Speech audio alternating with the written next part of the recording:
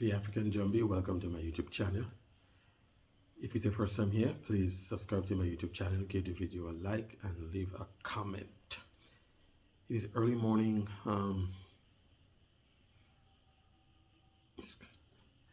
I wrap myself in my Maasai cloth because it's cold in Dar es Salaam by this time of the morning. Right now it's cold.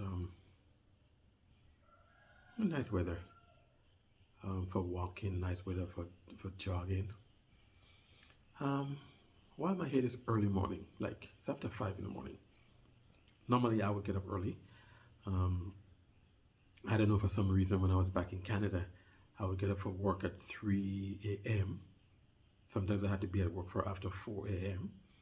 But I've been in Tanzania for over 16 months and I still have that, thing in me that I have to get up early in the morning. So sometimes I would get up early and then I go back to sleep and then I get up and I leave home by 9 a.m. Yes.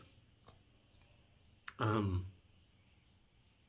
was reading some of the comments, on my last video, and sometimes, some of the most interesting comments I get are from Africans in the diaspora. Yeah, Africans from who have left and went to the West, or for like greener pastures, right? And friends, like I said, I've never fault anyone, and I never would fault anyone for looking for like greener pastures. As a matter of fact, I did it, right?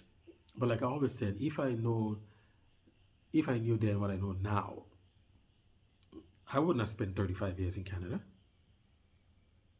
right?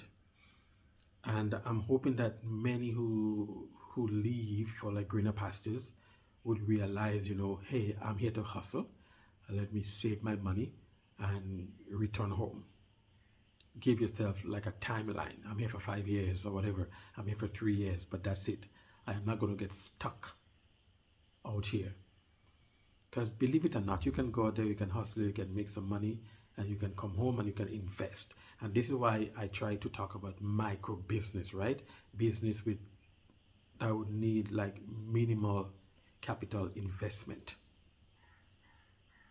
But sometimes, some of my African brothers are coming after me, right? Rich is not going to deter me in any way.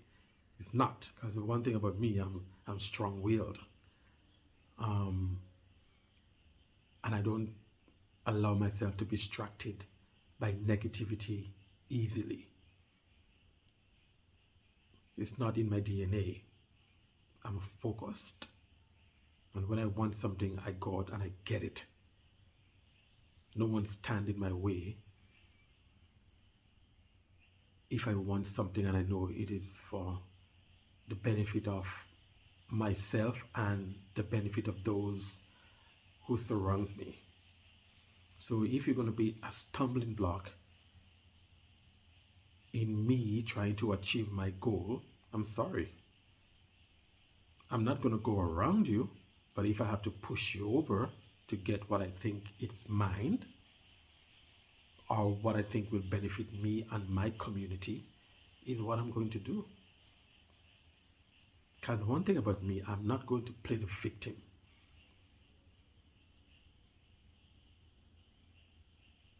I'm not going to play the victim.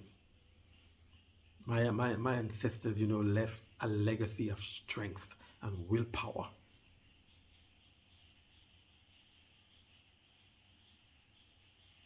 They did not break my ancestors. They tried to. But they did not break them. So the spirit of my ancestors, guys, will not allow me. I can't be the victim. Someone said to me that I'm in Africa and I'm talking about this, I'm talking about that, but what have I done or whatever, right? One thing, guys, I have learned, because you guys, some of you know, I used to be on this other channel where I would upload videos, right? Because I never was uploading video on like my personal YouTube channel. But a friend of mine from back in Toronto, who I used to work with, we work for the same company. He has a YouTube channel. Right now, I think there is over 17,000 subscribers there, yeah? And when I first came here, I used to upload videos on those on like that channel, yeah. But now the like channel has gone into a different direction, so I decided to start uploading videos to my channel, right? Um, I did an amazing video of my business, my main business, and the production of my business, right? There is someone from England who I'm in touch with, and they reached out to me and they said, take that video down for reasons. They said you should not show your hand so easily because there are businessmen with deeper pockets. They will see what you do and they will bury you. So you need to take that video down right away, which I did. So from then, I try to keep my cards close to my chest, that I don't really show what I'm doing, my main business, what I'm doing here in Africa, and which is true. We must be careful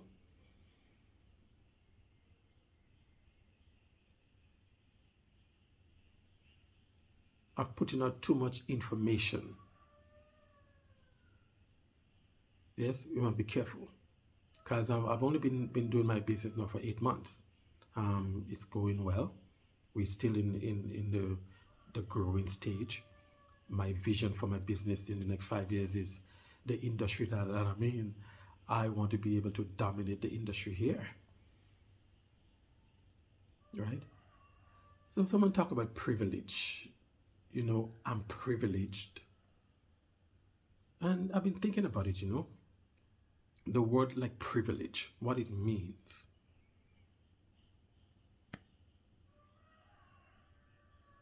Some people are born into privilege, and some people work hard, they save, they invest wisely.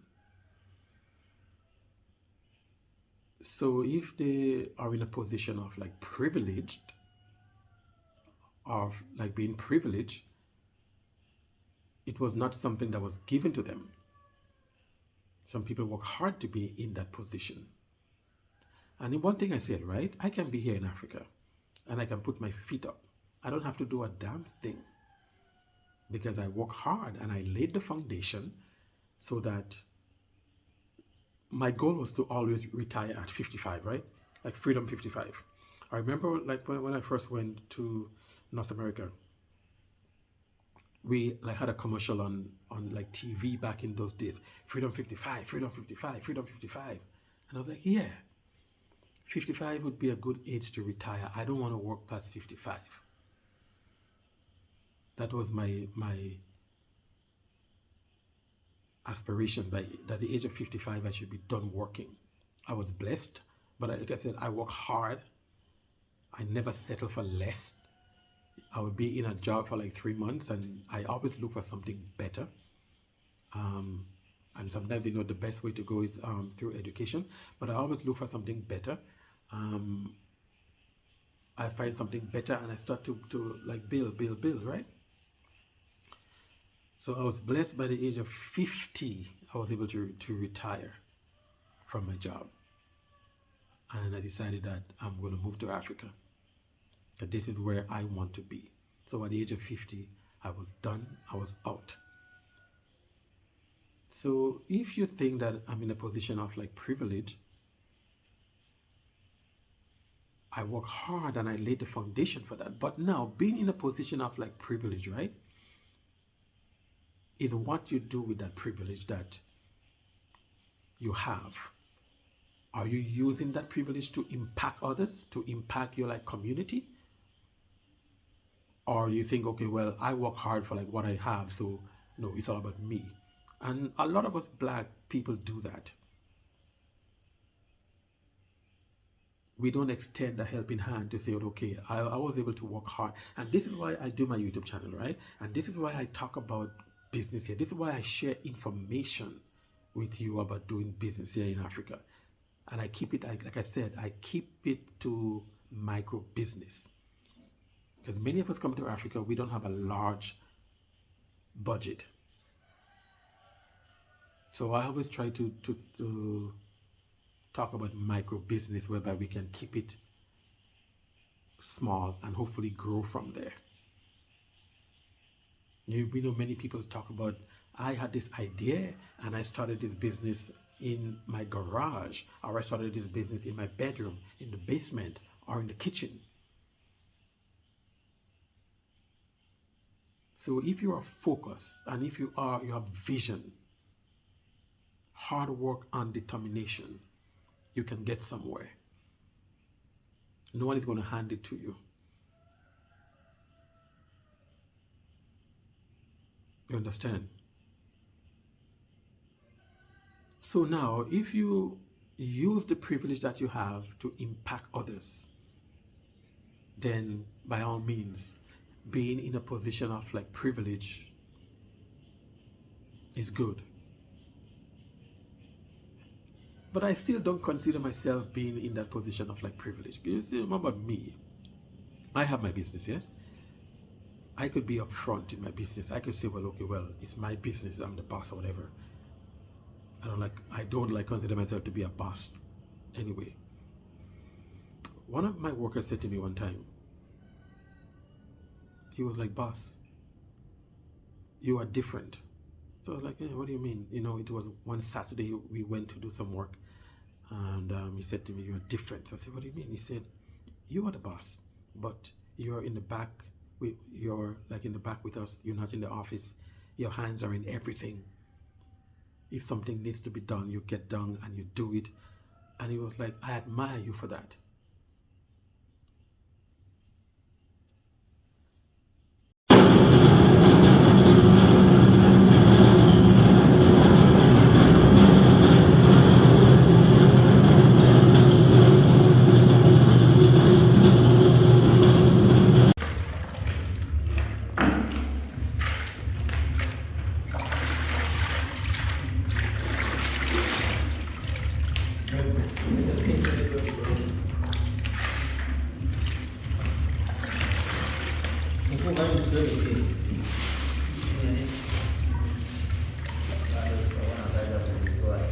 Remember, take this out for me. What? There's a black one. Take it out.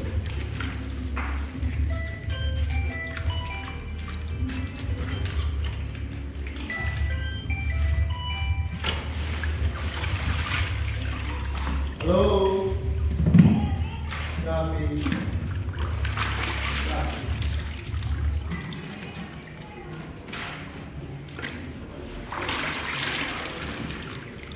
Do you have another bucket with water?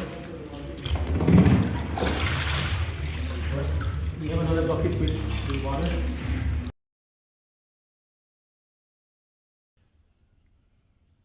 Because it would be foolish of me to think if I have talent around me and I see talent to say, well, okay, well, I'm the boss, so I have to be up front. No. Keep your eyes open.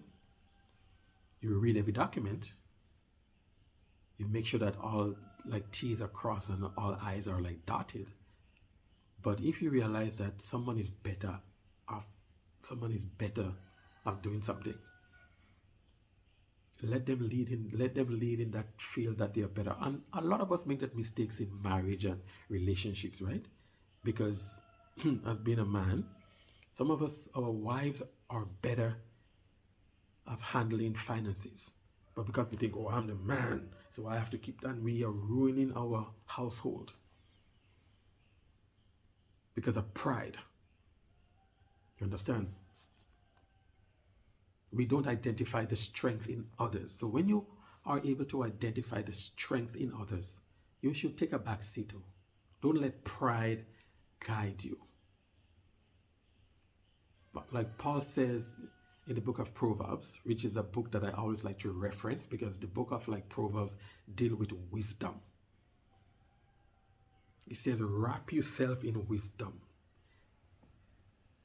Take wisdom to bed with you. Cloak yourself in wisdom. Lie with wisdom. Wake up in wisdom. Keep wisdom closer than a brother. So we must be smart in what we do. And when we identify talent in people, be wise to take a step back and let that person lead.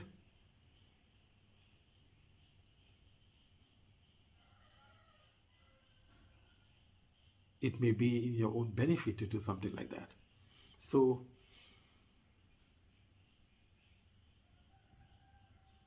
for those reasons, I hope that I use the privilege that I may have earned to the benefit of my community and my people.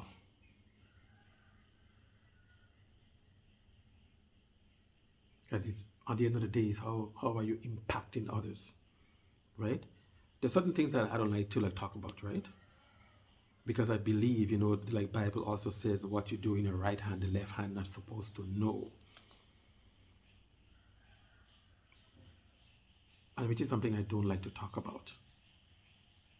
Are you impacting people in your community? Are you using the privilege that you have to bless others? I have used it and I have gotten burnt because I have tried to help in like my community, young Tanzanians, for small investment, guys. You don't understand. Sometimes for $100, right? You can set someone up in a business here in Tanzania, which is something that I have tried to do. Some have let me down, which I was not looking for anything back. When I first came here, we were testing the market, right? So we will buy stuff from China, bring it here and sell, like smartwatches. This is one of the main things that we bought from China. I talked about thermometers before because we were looking for one for our business because we needed one for our business based on the Tanzanian Food and Drug regulations, because the product that we deal with have to be kept at a certain temperature, and we couldn't find one here. And when we did find one, it was 200,000 shillings. But I was like, no. So when I went online, I said, let me check Alibaba, and I found it on Alibaba for $1. So I decided I'm going to buy a few and bring it here, and they sold like that. So I decided, hey, there's a need here for thermometers. So we buy thermometers, we bring them here, we sell them, right? So there's one guy here so one time I just decided, let me buy some shoes. For whatever reason, I don't know. I bought 50 pairs of shoes. And the guy at the shop where I used to go, where I go, he's no longer there, spoke English. So at that time, I felt comfortable going there. And I asked him, I assumed the shop was his. So one day I was over there, he was kind of slow. So we had time to speak. And he told me, no, it's not my shop, he's working. So I asked him, I said, well, if you wanted to do business, what would you do? He said, oh, I want to sell shoes. I said, shoes? He said, yeah. So I took out my phone and I showed him. I just ordered some shoes from China, and it was going to be here next week.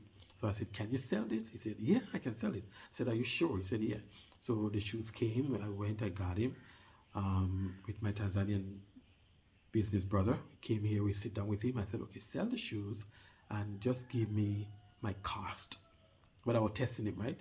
Give me the cost. So I just wanted to see that he will bring it to me. And when he did, I would have said, okay, reinvest it in the business. And I would have showed him how to buy shoes from China, okay? That was my plan. He took it, he disappeared. Never heard from him again. Never seen him again, right? I'm just sharing this with you. Other things that I try to help people, and they let me down. There's a few who are doing okay. There are two young brothers that came from Kigoma. Young guys, young kids, and guys, you will see a lot of young boys here from the villages, 14, 15, 16, that come to the city to hustle. And I would see those guys, passing, selling stuff. They'll go to a business, take some stuff, walk around the area, sell it, make some money. At the end of the day, they get a percentage from what they sold, right? And when I go out the street in the evening time to chill with my friends, I see those boys walking. So something about those two young brothers, touched me, right? And I asked, and they said, yeah, And I look at them and I look at them for a couple of weeks, and something in me moved. And I said, I want to help those boys. Something.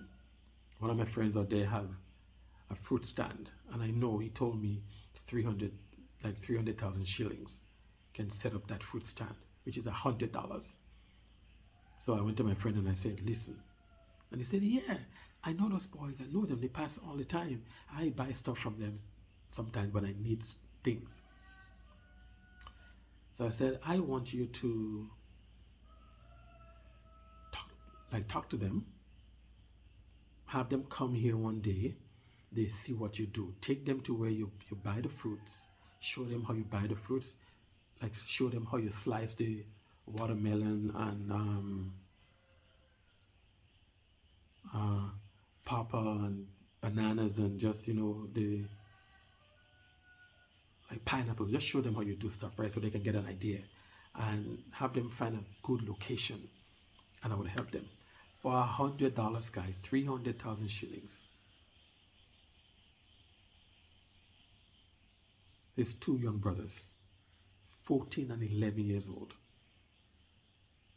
I don't like talking about things, but what I'm saying that is that if you use the privilege that you have for the benefit of others, it is a good thing.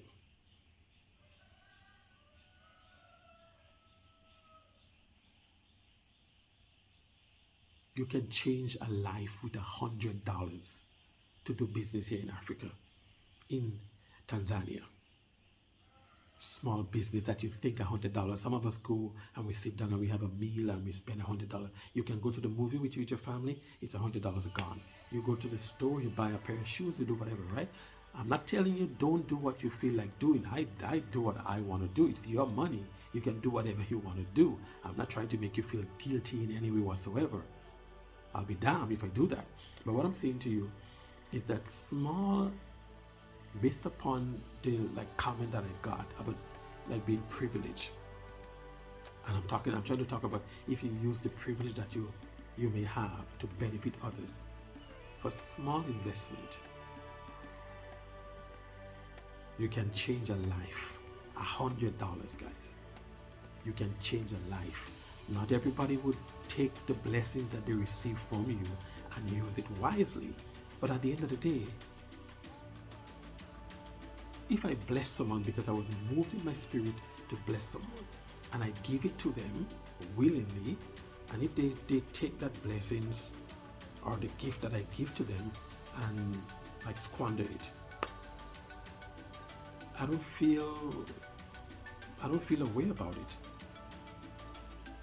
because I did what I was moved to do in my spirit. It's up to whoever receive it. We go again. We will talk about Bible again.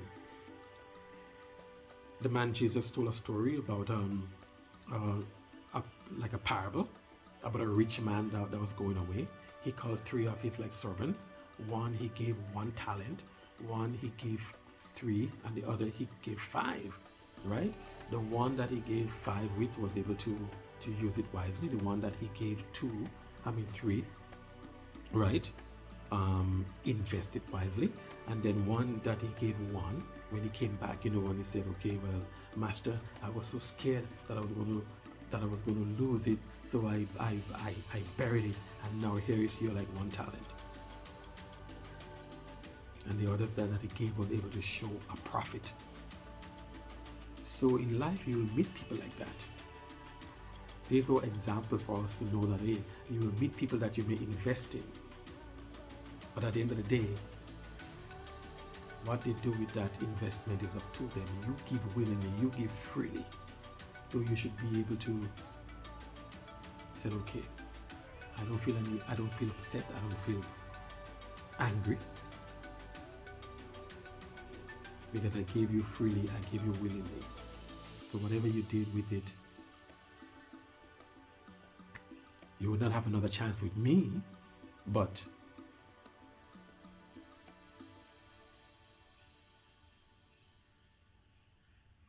I feel good about using the privilege that I have to bless you. Friends, this is the African Jumbie. Thank you for listening to my rant this early morning. Continue straying with me as I navigate this landscape of like Tanzania. Subscribe to my YouTube channel, like the video, leave a comment. Peace and love.